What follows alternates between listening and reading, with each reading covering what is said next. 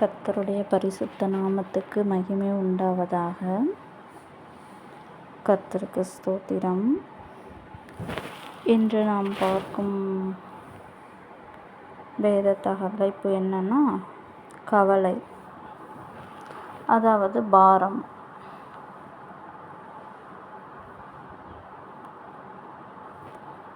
வசனம் சங்கீதம் 55:22. கர்த்தர் மேல் உன் பாரத்தை வைத்துவிடு, அவர் உன்னை ஆதரிப்பார், நீதிமானை ஒருபோதும் தள்ளாட ஒட்டார். கர்த்தர் மேல் உன் பாரத்தை வைத்துவிடு. கர்த்தர் மேலே நாம் பாரத்தை வச்சிடணும்னு சொல்லுது வேதம். அதாவது நமக்கு இருக்கிற கவலை, வேதனை, வியாக்குலங்கள், எந்த ஒரு காரியமாக இருந்தாலும் அவர்கிட்ட ஒப்படைச்சிடணும், அவர்கிட்ட ஒப்பு கொடுக்கணும் அப்படிங்கிறத வேதம் சொல்லுது. கர்த்தர் மேல் உன் பாரத்தை வைத்துவிடு. அப்படி வச்சாதான் அவர் உன்னை ஆதரிப்பார். அவர் மேலே பாரத்தை வச்சிட்டோம்னா, அவர்கிட்ட ஒப்படைச்சிட்டோம்னா அவர் பார்த்துக்குவார், அவர் நம்மளை ஆதரிப்பார், அவர் நம்ம மனசை லேசாக வச்சுப்பார், நம்மளுடைய காரியங்கள் எல்லாவற்றையும் அவர் சமாதானமாக நடத்தி முடிப்பார், லேசாக நடத்தி முடிப்பார் அப்படிங்கிறது தான் இந்த வசனம் சொல்லுது.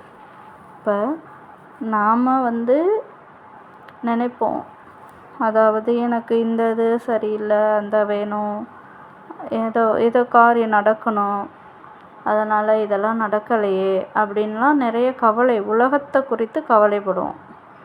நமக்கு இருக்கிற கவலையெல்லாம் எதை குறித்து இருக்கும்னா, உலகத்தை குறித்தே இருக்கும்.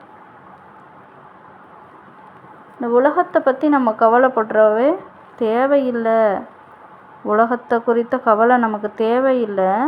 எந்த உலக காரியமோ வேறு எந்த காரியமாக இருந்தாலும் அதை கர்த்தர்கிட்ட ஒப்படைக்கணும் அப்படின்னு வேதம் சொல்லுது. அப்படி ஒப்படைச்சாதான் அவர் நம்மளை பார்த்துக்குவார், நம்ம காரியங்களை அவர் பொறுப்பெடுத்துக்குவார், அவர் செய்து முடிப்பார். நம்மளுடைய காரியங்களை நாம் அவர்கிட்ட ஒப்படைச்சிட்டு பிரார்த்தனையில் மட்டும், ஜெபத்தில் மட்டும் இருந்தோம்னாவே போதும், அவர் பார்த்துக்குவார். அப்போ தான் அவர் செயல்படவே ஆரம்பிப்பார். அவர்கிட்ட ஒப்படைக்காத வரைக்கும் அவர் செயல்பட மாட்டார். அடுத்த வசனம் நாம் பார்ப்போம். 1 பேதுரு 5ஆம் வசனம். 1 பேதுரு 5ஆம் அதிகாரம் 7ஆம் வசனம்.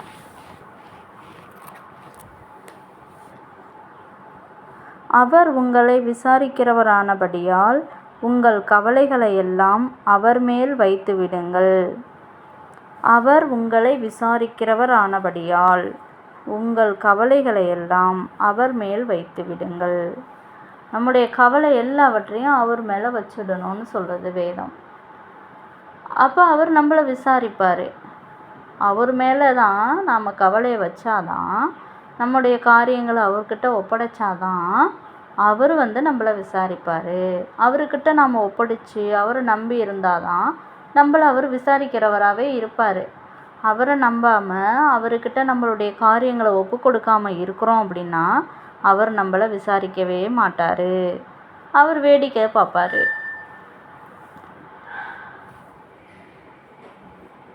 அப்போ எந்த ஒரு காரியத்தையும் என்ன சொல்லுது அப்படின்னா, அவர்கிட்ட ஒப்படைக்கணும். அவர்கிட்ட ஒப்படைக்கும்போது அந்த காரியத்தை கர்த்தரே செஞ்சு முடிப்பார். அவர்கிட்ட ஒப்படைக்காமல் நாம் கையில் எடுத்துக்கிட்டு செயல்படுத்த நினச்சோம், அந்த காரியத்தை செய்ய நினச்சோம் அப்படின்னா அது மூலயமா நமக்கு தேவ சமாதானத்தை பெற்றுக்கொள்ள முடியாது. மனம் சமாதானமாக இருக்காது, மனம் அமைதியாக இருக்காது. வேதனையும் துன்பமும் பிரச்சனையும் நெருக்கமும் கவலையும் தான் வரும் அப்படிங்கிறது தான் அந்த வசனங்கள் சொல்லுது நமக்கு. அவர்கிட்ட ஒப்படைச்சிட்டோம், பொறுப்பை கொடுத்துட்டோம், ஒப்படைச்சிட்டோம் அப்படின்னாவே கர்த்தர் அந்த காரியத்தை எடுத்து நடத்தி முடிப்பார். அதை ஒப்படைக்கும்போது தான் நாம் பார்க்க முடியும். ஒப்படைத்த பிறகு அவருக்காக காத்திருக்கும்போது தான் அவர் எப்படி செஞ்சு முடிக்கிறாரு அப்படிங்கிறதே நமக்கு புரிஞ்சிக்க முடியும். இப்போ நான் சொல்கிறதெல்லாம் சாதாரணமாக புரிஞ்சிக்க முடியாது. அந்த செயலில் நாம் செயலில் நாம் ஆண்டவர்கிட்ட ஒப்படைச்சி அப்படி வெயிட் பண்ணும்போது தான் அவர் செய்யும்போது நம்ம அதை பார்க்கும்போது இன்னும் உங்களுக்கு புரிய வரும். அதனால் எல்லா கவலையும் எந்த காரியத்தையும் அவர்கிட்ட ஒப்படைக்கணும்னு வேதம் சொல்லுது.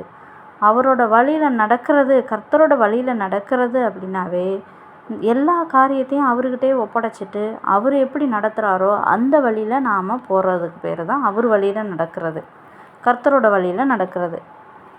அவர்கிட்ட ஒப்படைக்காமல் எல்லா காரியத்தையும் நாமளே எடுத்துக்கிட்டு நடத்திக்கிட்டு இருக்க கர்த்தர் துணையாக வருவாருன்னு சொல்லிக்கிட்டு இருந்தோம்னா வரமாட்டார், ஒருபோதும் வரமாட்டார். நாம் கையில் எடுக்கிறோம், நாம் செயல்படுறோம் எந்த காரியத்தையும் அப்படின்னா அவர் துணை வரமாட்டார். அவர்கிட்ட ஒப்படைச்சாதான் அவரே நடத்தி முடிப்பார்.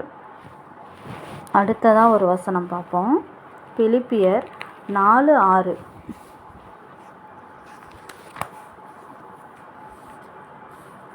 நீங்கள் ஒன்றுக்கும் கவலைப்படாமல் எல்லாவற்றையும் குறித்து உங்கள் விண்ணப்பங்களை ஸ்தோத்திரத்தோடே கூடிய ஜெபத்தினாலும் வேண்டுதலினாலும் தேவனுக்கு தெரியப்படுத்துங்கள்.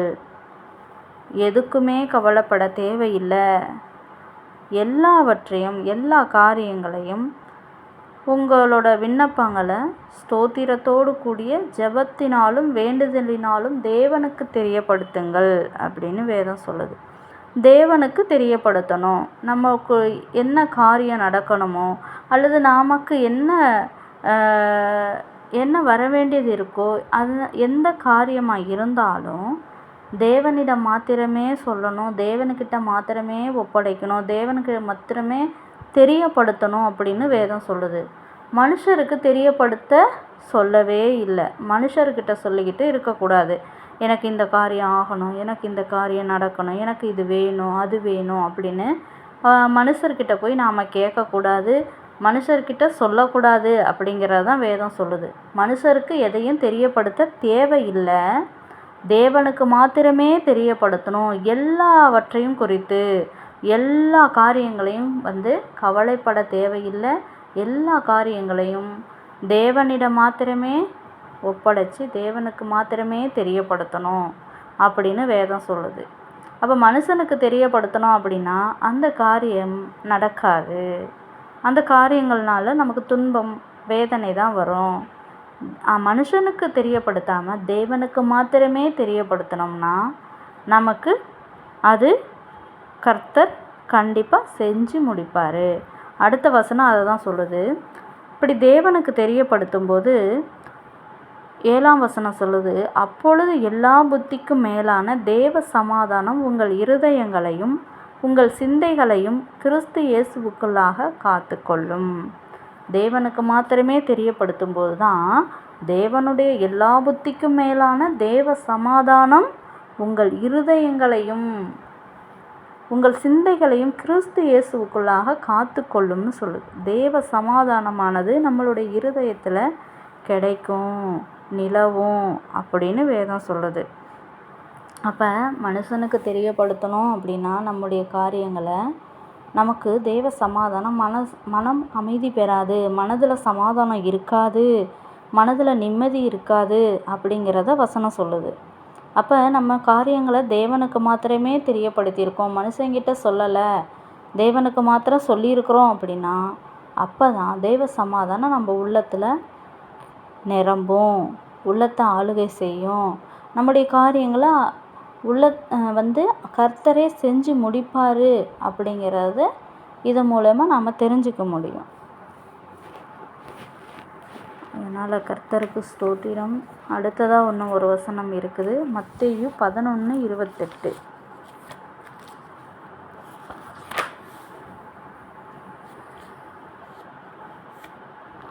வருத்தப்பட்டு பாரம் சுமக்கிறவர்களே, நீங்கள் எல்லாரும் என்னிடத்தில் வாருங்கள், நான் உங்களுக்கு இளைப்பாறுதல் தருவேன். வருத்தப்பட்டு பாரம் சுமக்கிறோன்னா கவலை, வருத்தம், வேதனை, எல்லா காரியத்தை குறித்து கவலை, எதிர்காலத்தை குறித்து கவலை, எப்படி நடக்குமோ எப்படி ஆகுமோங்கிற பயம், இதெல்லாம் வச்சுக்கிட்டு நீங்கள் வருத்தப்பட்டுக்கிட்டு இருக்க தேவையில்லை. நீங்கள் என்ன பண்ணுறீங்க, என்னக்கிட்ட வாருங்க அப்படின்னு கர்த்தர் சொல்கிறாரு. நீங்கள் எல்லாரும் என்னிடத்தில் வாருங்கள், நான் உங்களுக்கு இளைப்பாறுதல் தருவேன். நான் என்ன பண்ணுவேன், உங்களுக்கு இளைப்பாறுதல் தருவேன். நீங்கள் வருத்தப்பட்டு பாரம் சுமந்துக்கிட்டு இருக்கீங்களா? நீங்கள் சுமந்துக்கிட்டு இருக்க வேணாம். உங்களுடைய காரியங்களை நீங்களே எடுத்து நடத்திக்கிட்டு இருக்க வேணாம். அப்படி நடத்தினா உங்களுக்கு வருத்தம் தான் வரும், வேதனை தான் வரும் அப்படின்னு வசனம் சொல்லுது. அப்படி உங்களுடைய காரியங்கள் எல்லாவற்றையும் தேவனுக்கிட்ட கொடுத்தீங்க, தேவன்கிட்ட வந்தீங்க அப்படின்னா, தேவன்கிட்ட நீங்கள் எல்லாரும் என்னிடத்தில் வாருங்கள் அப்படின்னா, கர்த்தர்கிட்ட நம்மளுடைய காரியங்களை ஒப்படைக்கிறதுன்னு அர்த்தம். அப்படி ஒப்படைச்சிட்டோம் அப்படின்னா, அந்த காரியத்தை அவரே செவ்வனே செய்து முடித்து நமக்கு இளைப்பாறுதல் தருவார், நம்ம மனதுக்கு இளைப்பாறுதலை தருவார் அப்படிங்கிறது தான் வேதமும் சொல்லுது. அப்போ நம்முடைய எல்லா காரியங்களையும் கர்த்தருக்கு மாத்திரமே தெரியப்படுத்தணும், கர்த்தரிடம் மாத்திரமே ஒப்படைக்கணும். அப்படி ஒப்படைச்சா நம்ம உள்ளத்தில் சமாதானம், தெய்வ சமாதானம் நிலவும், மனதுக்கு இளைப்பாறுதல் கர்த்தர் கொடுப்பார். அந்த காரியங்கள் எல்லாவற்றையும் அவரே செஞ்சு முடிச்சிருவார். எந்த நேரத்தில் எப்போ நமக்கு செய்யணுமோ அதை செய்து முடிப்பார். அவர்கிட்ட ஒப்படைச்சாச்சா அவர் சும்மா இருக்க மாட்டார், அதை அவர் செஞ்சே முடிப்பார். ஏற்ற நேரத்தில் ஏற்ற வேலையில் செஞ்சே முடிப்பார். அப்படி அவர்கிட்ட ஒப்படைக்காமல் நாமளே எடுத்து செய்ய நினைக்கிறோம் அப்படின்னா, அது மூலமாக நமக்கு துன்பம் தான் வரும், கவலை தான் வரும், வருத்தம் தான் வரும். அப்போ அவர் வேடிக்கை தான் பார்ப்பார், நமக்கு உதவி செய்யவே மாட்டார். அப்போ அவர்கிட்ட ஒப்படைச்சா மாத்திரமே அவரே எல்லாவற்றையும் செய்து முடிச்சிருவார், நாம் எதுவுமே செய்ய தேவையில்லை அப்படிங்கிறது தான் வேதவசனம் சொல்லுது. இதுதான் அவரோட வழி. அவரோட வழியில் நடக்கிறது அப்படின்னா, கர்த்தர்கிட்ட எல்லாத்தையும் ஒப்படைச்சிட்றது, எல்லா காரியங்களையும் ஒப்படைச்சிட்றது. அப்படி ஒப்படைச்சி அவர் செயல்பட, அதாவது அவர் செய்து முடிக்கிற வரைக்கும் நாம் காத்திருக்கிறது, பொறுமையாக இருக்கிறது. நாம் எதுவும் செயல்படாமல், நம்ம எந்தையும் கையில் எடுக்காமல், நம்ம முயற்சியில் எடுக்காமல் செய்யாமல், அவருக்காக, அவர் நேரத்துக்காக, அவர் செயல்படுவதற்காக நாம் வெயிட் பண்ணுறது, அதுக்கு பேர் தான் கர்த்தரோட வழி. அதுதான் கர்த்தரை நம்புறது. கர்த்தரை நம்பி அவரோட வழியில் பயணிக்கிறதுனா இதுதான். அப்போ கர்த்தர்கிட்ட எல்லா காரியங்களையும் ஒப்படைச்சிட்டு அவர் நடத்துகிறபடி நாம் பொறுமையாக காத்திருக்கிறது மட்டும்தான் நம்மளோட வேலை. அப்போ நம்ம மனசுக்கு இளைப்பாறுதல் கிடைக்கும், தெய்வ சமாதானம் நிலவும், எல்லா காரியங்களும் வெற்றியாக ஜெயமாக கர்த்தரே நடத்தி முடிப்பார். அதனால் இறைவனிடம் எல்லா காரியங்களையும், கடவுளிடம், கர்த்தரிடம், ஆண்டவரிடம், தேவனிடம் நம்முடைய காரியங்களை எல்லாம் ஒப்படைக்கும்போது அவரே செய்து முடிப்பார் அப்படிங்கிறது இந்த வசனங்கள் சொல்லுது நமக்கு. கர்த்தர் நல்லவர், கர்த்தருக்கு ஸ்தோத்திரம், அவர் கிருபை என்றும் உள்ளது.